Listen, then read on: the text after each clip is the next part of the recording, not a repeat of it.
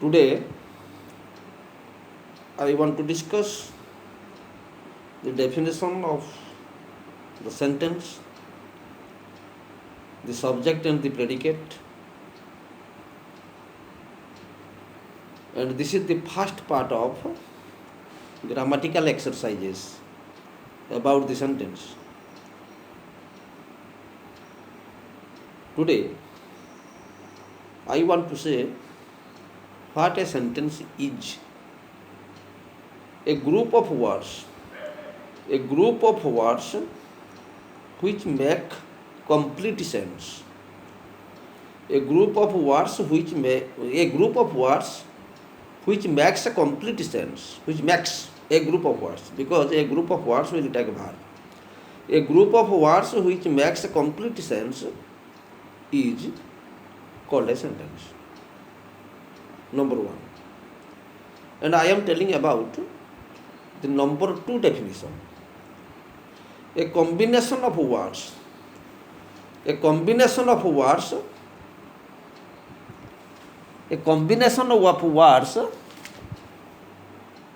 makes complete sense is called a sentence. A combination of words that makes complete sense is also called a sentence. And I will tell you the number three definition. A sentence is a word. A sentence is a word or a group of words. You mark. A single word can be a sentence. A sentence is a word or a group of words arranged in a particular order. Arranged in a particular order. That is the third definition of the sentence. A sentence is a word. A single word may be a sentence. A sentence is a word or a group of words arranged in a particular order. And the orderly arrangement of words, you mark, the orderly arrangement of words gives meaning to a sentence. If the words will be put in disorder way, you will never find correct sentence. And the sentence will never give you any meaning. So that is why a good sentence or a correct sentence will give you meaning. That is why the orderly arrangement of words gives meaning to the sentence. This is about the third definition of the sentence. I am coming to the fourth definition. You mark. A sentence is a group of properly arranged words. A sentence is a group of properly arranged words which gives complete meaning. A sentence is a group of properly arranged words which gives complete meaning. So these are the four definitions of the sentence I have told you. I will also give you the last definition. The last definition which is very important. The last definition is very important. A sentence is a group of words. You mark. If you have time, you write down. A sentence is a group of words usually with a subject and a predicate.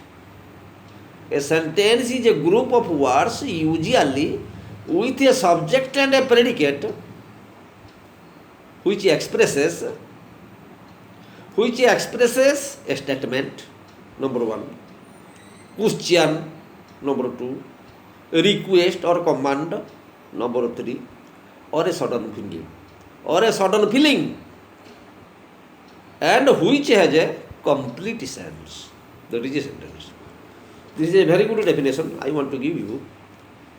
You write down. A sentence is a group of words. A sentence is a group of words usually with a subject and a predicate. Without subject and a predicate, you will have a phrase. What is a phrase? A phrase has no subject and a predicate. It is a group of words. I will tell you about the phrase and clauses. About the phrases and clauses I will tell you later. But today I will discuss about the sentence and the parts of the sentences. The sentence and the parts of the sentences. So a sentence is a group of words usually with a subject and a predicate which expresses a statement, question, request, command, or a certain feeling, and which has a complete sense.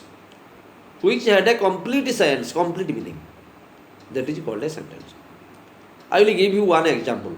Stars twinkle. You mark. Stars twinkle. तारा आकाशरे ट्विंकली करछन आकाशरे ने तारा ट्विंकली करछन stars twinkle. We have two words, we have got two words. Number one, stars, and number two, twinkle. Stars here is a subject and twinkle here is a predicate. Stars here is a noun form and twinkle here is a verb form. The noun form is a subject. The pronoun will be a subject. A group of noun words. A group of noun words will also form the subject. And twinkle, as it is a verb, as it is a main verb, twinkle is a predicate. So, stars twinkle number one. And I am giving you the second example. The second example is birds fly. Stars twinkle, Tara twinkle करती आकाश रे, एवं birds fly, चढ़े उड़ुच. Birds sing. You take the birds fly, birds sing, same thing. Birds sing, birds fly. The meaning is different, but the sentence has one subject and one predicate. And the sentence, second sentence is birds sing. Such sentences are made up of two words. And two sentences give you four words. In sentence one, you take the example of sentence one, stars twinkle. Stars twinkle, we find two words. And the first word is the subject. Stars is the subject. And the second word, the twinkle, is the predicate. The subject in the sentence is in noun form, you mark. Stars is a noun form. Stars is, I am telling, not are. But here I am taking the word as a whole. This is a single word. So that is why it is third person singular. So I want to say that stars twinkle. Stars is a noun form and a twinkle is the verb, main verb or full verb. And stars is the subject. It is the noun form. And noun, a noun group or its a substitute, mark. A noun or a noun group or its substitute is always the subject in a sentence. The noun, a noun group or its substitute, may be pronoun, no doubt, may be pronoun.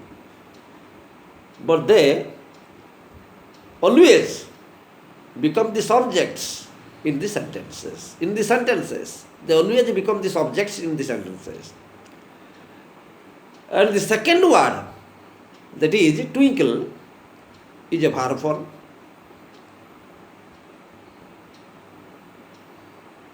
Which is known as a predicate. The predicate must be a verb group, or a verb phrase. The predicate must be a verb or verb group or verb phrase. The subject must be a noun group, and its substitute. The predicate must be a verb group, and verb phrase. So this is about the sentence, subject and predicate. Every sentence speaks something about something else. You mark. Every sentence speaks something about something else. What is spoken about is the subject of the sentence. What is spoken about is the subject of the sentence, and what is spoken is the predicate. You mark. What is spoken about, jaha sambandhare kuha jauchi, jaha bisayare kuha jauchi, that is the subject. And the predicate is what is told, jaha kuha jaye. Subject bisayare jaha kuha jaye, that is the predicate. You mark. Every sentence speaks something. Every sentence speaks something about something else. What is spoken about? What is spoken about is the subject. And what is spoken is the predicate. Subject and predicate, you mark. Subject and predicate are essential parts of a sentence. Subject and predicate are essential parts of a sentence. A sentence is made up of one or more than one word. You mark. A sentence is made up of one or more than one word. When we use more than one word in a sentence, we do not use them in any way we like. We do not use them in any way we like. We use the words in a sentence in a particular order. In a particular order. You will put the words in order. Otherwise, you will never find a sentence having a meaning. So, otherwise, a sentence cannot be meaningful if you do not put words in the proper places. If you do not arrange the words properly, you will never find that your sentence is meaningful. You will never find that your sentence is meaningful. When we have made a meaningful sentence, mark, when we have made a meaningful sentence by using words in the right order, in the proper order, in the right order, we can see that each word used has a particular function. Each word used has a particular function in the sentence. And the function of a word in a sentence, you mark, the function of a word in a sentence is different from the function of another word, the function of other word in that same sentence. And